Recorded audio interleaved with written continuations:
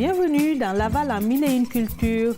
Dans cet épisode, on recevra Sonia Baudelot, chef du parti Avenir Laval, ainsi que Sandra Rambrun de Passerelle, qui va nous parler d'un spectacle qu'elle prépare qui s'appelle Sous ma peau. Bonne émission.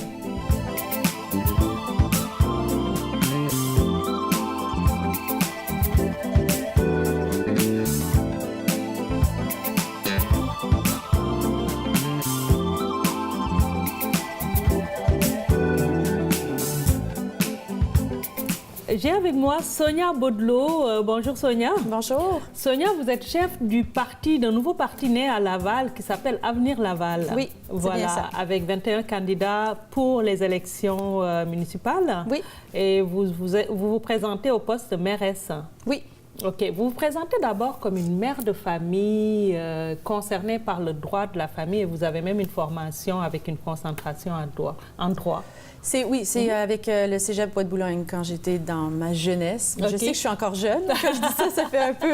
c'est différent. Okay. Mais c'est parce que c'est des concentrations qui se donnent plus au Cégep présentement, mais qui existaient dans mon temps, comme on dit. Voilà. Puis oui, la première chose que je suis, c'est maman. Une maman de deux enfants. Fière de mes enfants, que j'adore. Okay. Et votre slogan, c'est « Laval a besoin d'une mairesse ». Oui. Pourquoi une mairesse? Qu'est-ce qu'une mairesse apporterait de plus à Laval? La façon que, quand on a voulu lancer Laval a besoin d'une mairesse, on voulait parler surtout qu'on veut faire les choses différemment. Une femme, tout le monde le sait, on pense beaucoup avec notre cœur et après on analyse. Donc on fait les choses avec le cœur, après on analyse et après on stratège, on fait de la stratégie après. Les hommes sont très stratégiques. Eux autres, c'est direct, on fait, puis après, on y pense. Puis des fois, on n'y pense même pas.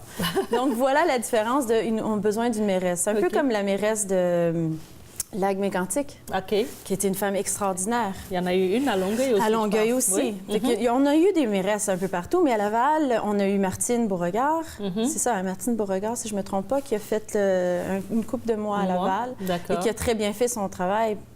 Donc, on a besoin d'une mairesse à Laval. À Laval. Donc, vous pensez être moins stratégique, mais on n'a pas besoin d'un peu de stratégie pour gérer une grande municipalité comme Laval? Bien sûr. Mais on a besoin de cœur aussi. OK. Et on a besoin d'être proche des gens. Donc, on a besoin de la proximité, d'être proche des gens. Et de là, toute la plateforme qu'on a est très proche des citoyens parce qu'on écoute ce qu'ils ont besoin. Vous, si on revient à vous, qu'est-ce qui vous a poussé à aller en politique? Parce que si vous êtes concerné par le droit, vous aurez pu être une avocate, défendre les gens. Je pense que vous travaillez dans le domaine des affaires.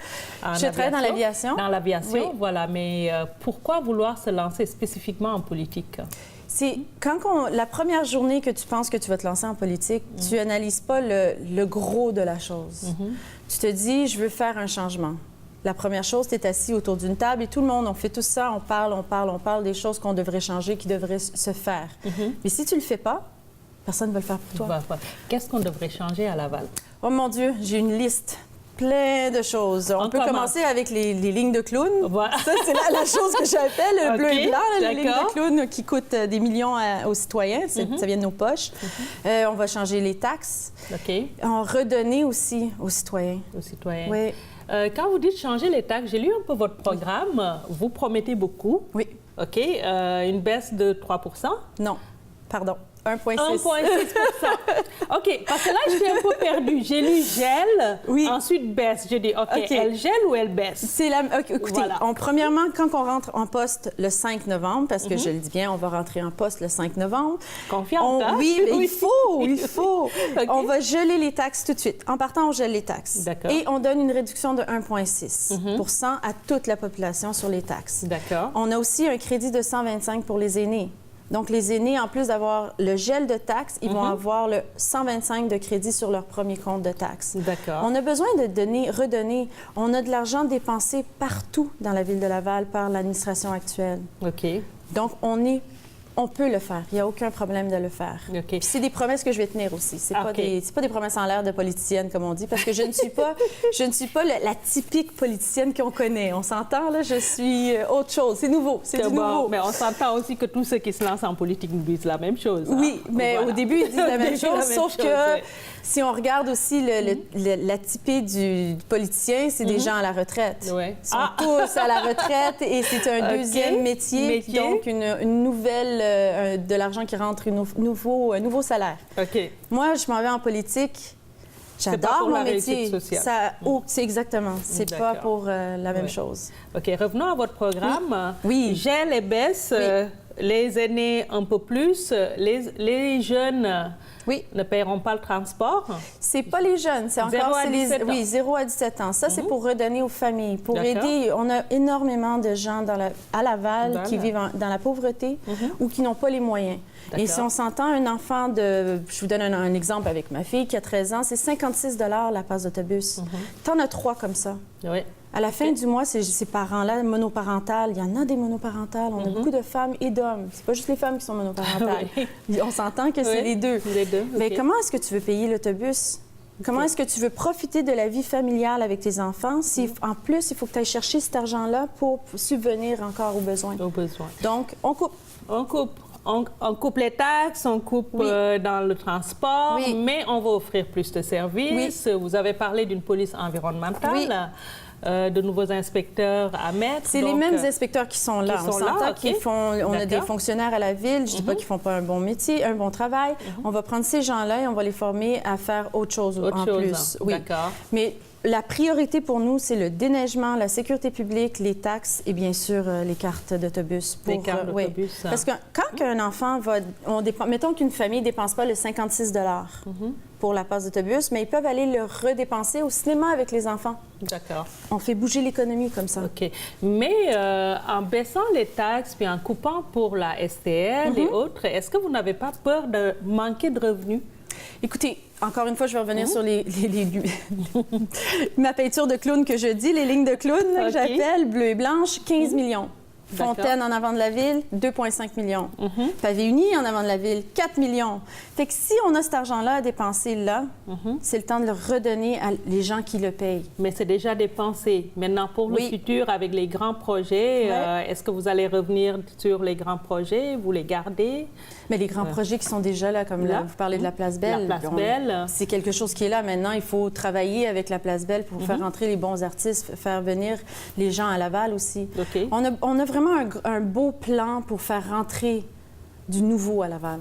Mais c'est quoi votre plan? Dites-nous un peu plus pour faire entrer du nouveau. Je voudrais vous en dire, parce que si je vous le dis, c'est une annonce qu'on fait la semaine prochaine. Faites-moi l'annonce! Je peux pas vous la faire, parce que ça va être une surprise. Mais c'est promis que la semaine prochaine, si vous voulez être là à l'annonce, vous êtes invités. D'accord, je vais être là. Parfait. Pour voir c'est quoi les plans et comment vous comptez amener de l'argent frais. Oui. Mais avez-vous une idée quand même de combien ça coûterait de couper 3 plus 125 $ pour les 60 1,6 1,6 je confonds toujours avec le 3 Excusez-moi, là, mais c'est 1,6 c'est important. 1,6 Puis pendant combien d'années? Bien, pendant 8 ans. Moi, j'ai dit 8 ans. Est-ce que vous voulez savoir pourquoi 8 ans? Parce que les gens me demandent. Premier mandat, 4 ans. OK. Deuxième mandat, 4 ans. Donc, j'ai l'intention. Déjà, toujours. Il faut toujours voir à l'avenir. C'est pour ça qu'on s'appelle Avenir Laval. On voit l'avenir des citoyens de Laval. D'accord. Donc, 8 ans. C'est une promesse qu'on va garder parce qu'en la faisant les 4 premières années, pourquoi ne pas la promettre pour 8 ans? OK. Parce que cet argent que tu prends pas des gens, ils vont pouvoir le dépenser dans la ville. Aller au resto, au cinéma, comme je disais, se promener en famille, faire des activités de famille. Donc, voilà pourquoi on avait 18 ans. D'accord. Mais on compterait en moyenne quand même 15 millions environ par année de moins de rentrée d'argent. Et avec la STL, moins de rentrée d'argent, moi, j'ai un doute là. Vous savez, j'aimerais que vous me rassurez, que vous me dites que c'est possible. Quand je vous le dis... Imaginez que les transferts n'arrivent pas, qu'il y ait un problème au provincial ou au fédéral. Vous faites comment? On s'assoit avec le fédéral et le provincial. Il faut toujours avoir une bonne communication avec les autres paliers. C'est très important. Puis je le sais que moi, je vais avoir une bonne communication avec le fédéral et le provincial. Ça, c'est garanti. Vous êtes une bonne communicatrice. Exactement. Mais dans mon métier, c'est du service à la clientèle. D'accord. Donc, on écoute les gens et on parle aux gens. Donc, oui, je suis une bonne communicatrice et oui, j'écoute. D'accord. La chose la plus importante est d'écouter. D'écouter les citoyens. Oui. On va parler de gestion de la diversité, on va parler d'immigration, parce que c'est sûr que nous, c'est aussi nos téléspectateurs sont concernés par ces enjeux-là. Ouais. Vous, Avenir Laval, vous êtes un parti qui a présenté beaucoup de gens ici de divers horizons, des Lavallois, OK, et qui sont fiers de leurs origines aussi. Mais qu'est-ce que vous comptez faire pour la gestion de la diversité, pour qu'il y ait une vie harmonieuse et aussi pour aider les gens à trouver de l'emploi? Écoutez, si vous regardez juste le parti que j'ai fondé, c'est une diversité incroyable. Et on est le seul parti à Laval qui représente toutes les communautés. Ah. C'est sûr qu'on a une panoplie de communautés à Laval. Il y en a plus de 40. Si je ne me trompe pas, c'est ça. Ouais. Exactement. Oui. Ouais, exactement. C'est pour ça. Mais si on regarde le parti Avenir Laval, on a même une dame sikh. Ça ne s'est jamais fait, ça, à Laval, qui va représenter ces gens-là. Tu comprends?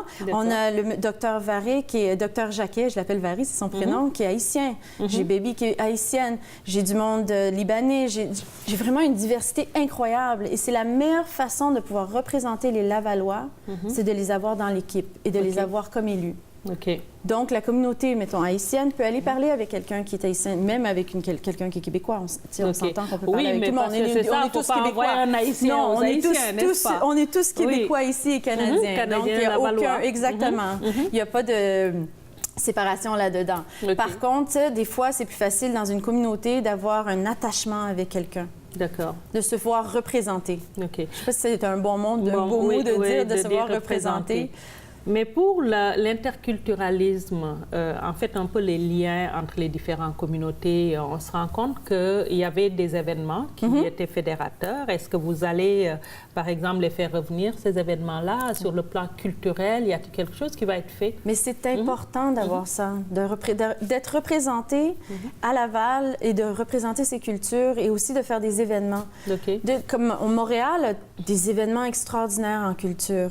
Pourquoi est-ce que Laval, on ne fait pas les mêmes choses? Je ne dis pas de copier, mais de mieux le faire. Okay. Puis je ne veux pas critiquer Montréal non plus. Je ne veux pas que les Montréalais disent « Ah, les Lavallois », là, mais on est forts, les Lavallois. Et on a cette possibilité chez nous. Pourquoi pas prendre cette possibilité-là? OK. Et il n'y a pas de mesure d'accompagnement pour les nouveaux arrivants, pour l'emploi? Oui. C'est quoi? Ce serait quoi? On veut créer un bureau aussi pour ça, un comité. OK. Un comité pour aider les nouveaux arrivants, mais aussi aider les gens qui sont déjà ici. D'accord. Pour conclure, dites-moi, Sonia, c'est quoi votre pronostic le 5 novembre? Vous allez me dire que vous allez gagner, parce que vous avez déjà projeté les 8 prochaines années. Et c'est quoi la première mesure que vous allez implanter? Les taxes. La première chose, ça je le promets, c'est les taxes. Pour redonner aux Lavallois et Lavalloises, c'est de geler les taxes et le 1,6 %.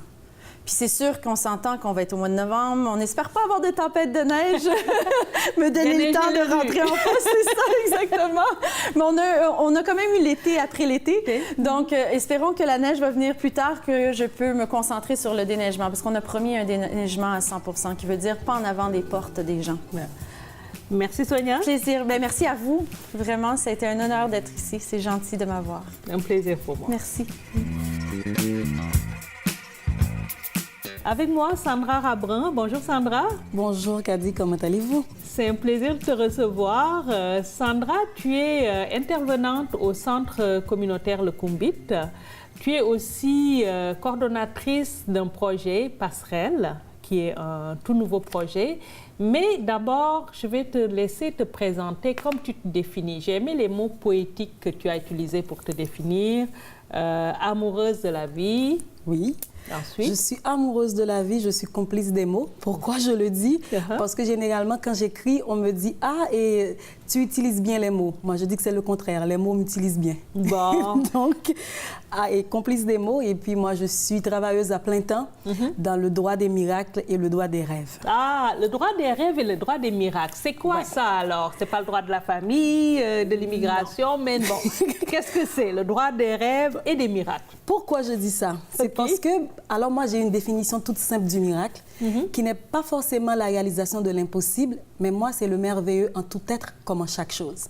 Donc, dès qu'on peut trouver le merveilleux dans quelque chose ou dans quelqu'un, on est en face d'un miracle. Donc maintenant, je pense que ici, ma mission, c'est de trouver ce petit merveilleux-là dans chaque personne et dans chaque situation, dans chaque être. Alors c'est pour ça que je dis, je suis travailleuse en plein dans les miracles. Dans les rêves, pourquoi? Parce qu'on a le droit de rêver. Je pense que c'est le droit fondamental de l'humain.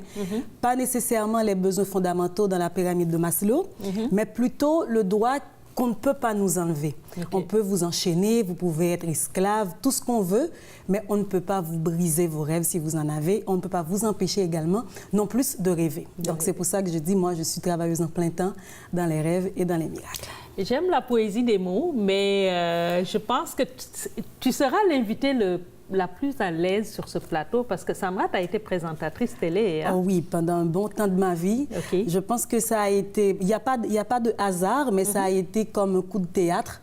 J'ai été justement à l'école Petit Conservatoire de Daniel Marcelin quand j'ai une amie... En Haïti, voilà. Quand j'ai une amie qui m'a dit, j'ai ma sœur qu'on lui a parlé à la télévision nationale qu'il y aura une émission sur les jeunes. Je crois que le sujet a été... l'amour entre les professeurs et les élèves, est-ce que c'est quelque chose qui peut se faire? Est-ce que vous vous êtes fait déjà draguer par un professeur ou vice-versa? Donc, c'était ça. Et ils ont pris des élèves de plusieurs écoles, des jeunes universitaires. Moi, je crois que j'étais toujours à l'école. Et puis, elle m'a dit, si ça t'intéresse. J'ai dit, mais oui, j'ai sauté sur l'occasion. Et puis j'ai dit, mais oui, moi, je veux. Elle m'a dit, mais si tu veux, tu as qu'à te présenter à la télévision nationale d'Haïti, qu'on appelle en abrégé TNH, et tu vas dire que tu es venu pour l'émission des jeunes. C'est ainsi que j'ai été à cette émission.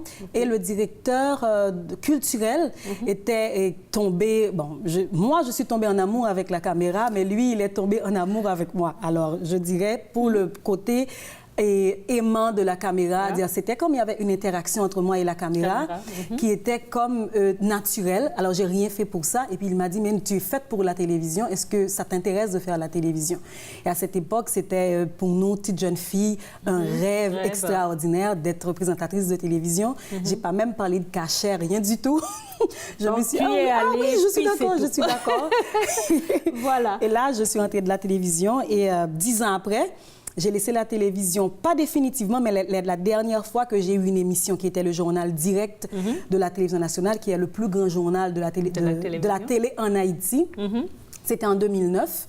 Et puis après, j'ai eu toujours des passages dans des émissions. Je fais moi-même des petites émissions. Mais mon dernier passage a été en 2009 où j'ai eu une très grande Tu n'as pas eu l'opportunité de faire ça ici? Non. Non, malheureusement. Malheureusement. Maintenant, parlons de Passerelle Production. Une maison de production, je pense, en quelque sorte, que tu as mis en place. Qu'est-ce que c'est et puis pourquoi? C'est tout, c'est encore une étincelle. Et Passerelle Production, c'est comme un bébé que je porte. Et maintenant, je suis dans cette intersection. J'ai envie d'accoucher, j'ai envie de garder mon bébé. C'est comme une intimité. Il va falloir accoucher. Bon, oui, j'accouche définitivement le 27. Je me mets à nu devant tout le monde avec Passerelle. Passerelle, ça s'est arrivé comme ça. Quand je suis arrivée ici en 2013, et puis je voulais m'intégrer, je fais des choses, et puis j'attendais mes enfants qui n'étaient pas avec moi, tout et tout. Mais j'ai un ami qui est assez proche, que j'appelle un frère, qui s'appelle Adolphe Janvier. Il me dit, Sandra, tu sais, j'avais pensé que c'était l'absence de tes enfants qui a créé ce regard vide. C'est pas ça. C'est parce que tu ne t'accomplis pas. C'est parce que tu ne fais pas quelque chose que tu aimes. Malgré que j'ai fait beaucoup de bénévolat, je m'impliquais dans ma communauté, il m'a dit que c'est pas toi ça. Il te faut chercher quelque chose où tu dois expulser ton énergie. Tu dois briller, la chose qui te cherche. Et puis, je lui ai dit, mais je ne sais pas, j'ai envie de faire ça. Il m'a dit, mais pourquoi tu ne représentes pas les artistes féminins ici? J'ai dit, oui, je sais que je suis féministe. C'est vrai, je porte un discours féministe, pas comme tout à fait pareil avec le discours féministe qu'on a ici, mais je suis humaniste fondamentale avant tout. Donc, oui, représenter des femmes, ça aurait été une bonne chose, mais je pense que ce serait limité et ce ne serait pas en accord avec mon discours d'humaniste, de représenter que des femmes. Et puis, j'ai dit, mais qu'est-ce qu'il faut faire? Et c'est encore venu, mais à chaque fois que je porte des choses, soit un foulard à la tête, soit des bijoux, je n'ai pas aujourd'hui, et soit un sac, tout le monde me demande, où est-ce que tu as trouvé ça? Et c'était de l'artisanat de chez moi, l'artisanat haïtien. Et puis je dis, mais au lieu que je garde ça pour moi, pourquoi ne pas offrir ça au grand public? De partager. De partager. Il y a une designer haïtienne. Elle est haïtienne, Félicia Adel. Elle fait des sacs, elle est superbe, elle a été primée plusieurs fois. Elle était venue participer à Fashion Mode. Et puis elle m'a dit, mais Sandra, organise-moi un petit quelque chose pour que je puisse rencontrer un public québécois, un public mélangé ici. J'ai parlé de ça à une amie qui, malheureusement, un mercredi, m'a dit que je ne pourrais pas. Et puis c'est comme ça, je me suis dit, mais je me lance moi-même. D'accord. Et puis réellement, un dimanche, j'ai eu comme 25 à 30 personnes qui étaient venues à son activité. Et j'ai eu au moins 25 sur ces 30 personnes qui ont acheté. Là, je me dis, voici ce que je voulais faire. Maintenant, je représente l'art et l'artisanat haïtien, mais toujours avec une soupape de la diversité, de la richesse culturelle. Ouais. Et c'est dans ce cadre-là que tu présentes le 27 octobre un spectacle qui s'appelle Sous ma peau. Sous ma peau. Alors, dans ma langue natale, en bas paume. En bas paume. Ouais. C'est poétique. Ah ouais. Oui. C'est quoi Sous ma peau? Sous ma peau, qu'est-ce que ça va être? Fallait-il que je lance Passerelle? N'est-ce pas? Donc, après l'événement de Félicia Del, je me suis dit, il faudrait que maintenant je me mette avec le grand public. Il faudrait que le monde sache qu'est-ce que Sandra fait. Et puis, j'ai un ami qui vit aux États-Unis et il est musicien aussi, un talentueux musicien. Et il a joué avec Lauryn Hill, il a roulé sa bosse. Il m'a dit, mais si tu lances en octobre, je suis avec toi. D'accord, donc il va être là. Et puis, j'ai dit, eh bien, OK, il s'appelle Donner Seïd. Et puis, j'ai dit, eh bien, OK, parfait. Et puis, c'est comme si tout s'embriquait. Et puis, ben, Adolphe, encore mon ami, m'a dit, mais qu'est-ce que tu attends? Pourquoi tu ne lances pas? Puis, j'ai dit, mais si je lance, ça va aussi cadré dans ma philosophie de poésie, de théâtre. Et puis, je fais un spectacle, je l'ai intitulé Sous ma peau. Pourquoi? Parce que c'est sous la peau qu'il n'y a pas de race. Ah, oui. Qu'il n'y a pas de frontières, qu'il n'y a pas de rang social. On est tous pareils. Et puis là, maintenant, j'invite les gens sous ma peau.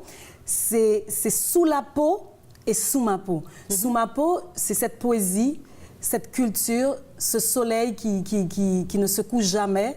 C'est ça, c'est mon haïtianité, mon africanité, c'est mon essence quoi que je vais réellement mettre dehors et je pense que ça porte bien son nom parce que passerelle, c'est toute une passion.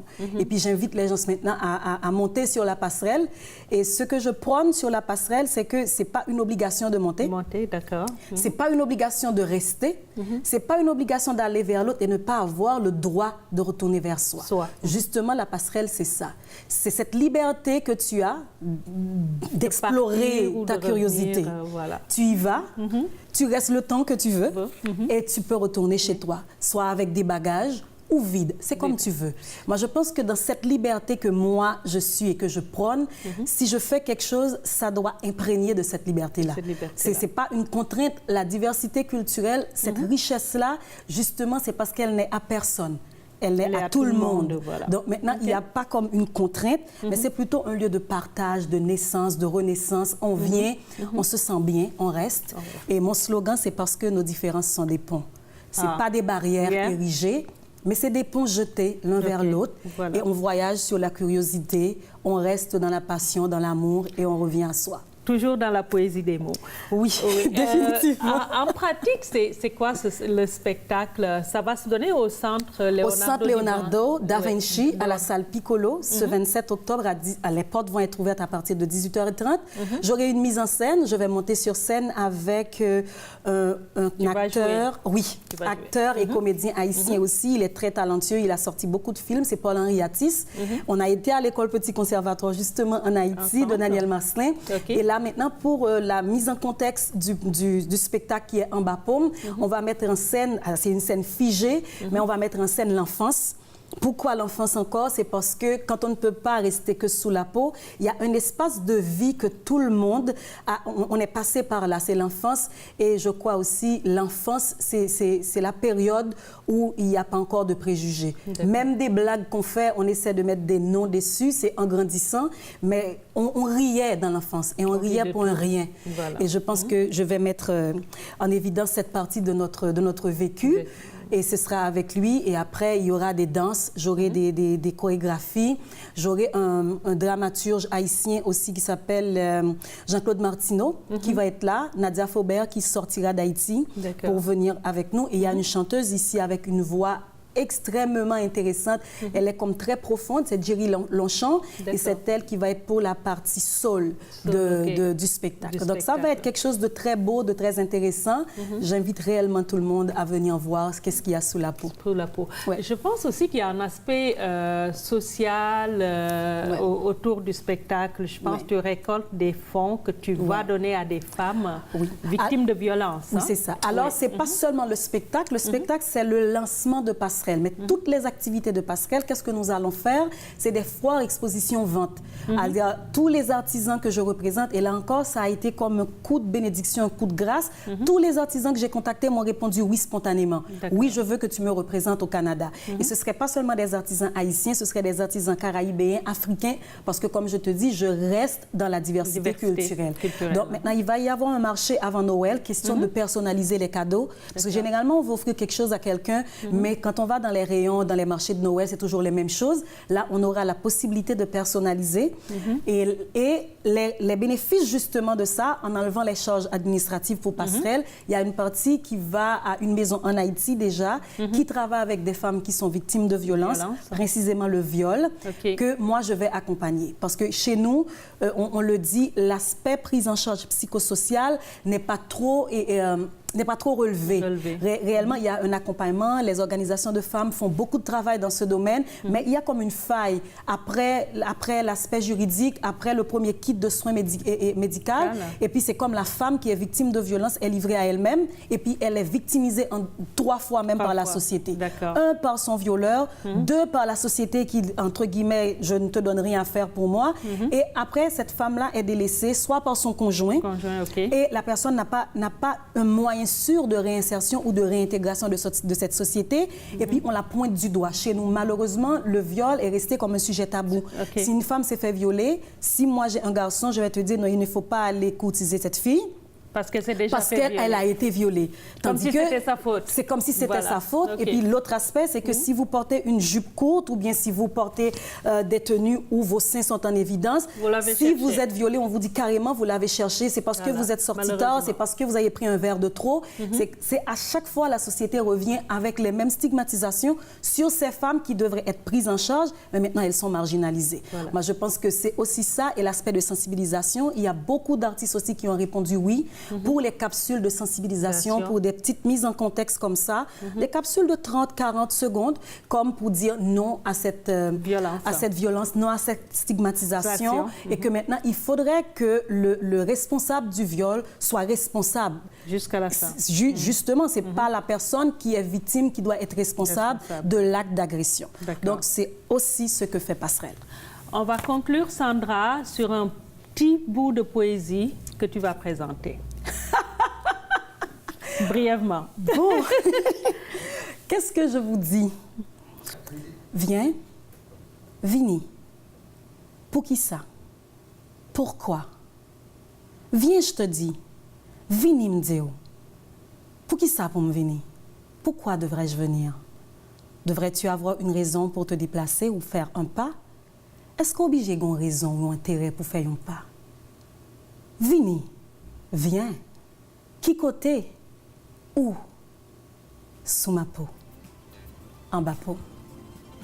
Donc, ce spectacle, c'est pour le 27 octobre au Centre Leonardo da Vinci, à partir de 18h30 à la salle Piccolo. Merci Sandra. Merci beaucoup Kadi. Merci à toute l'équipe.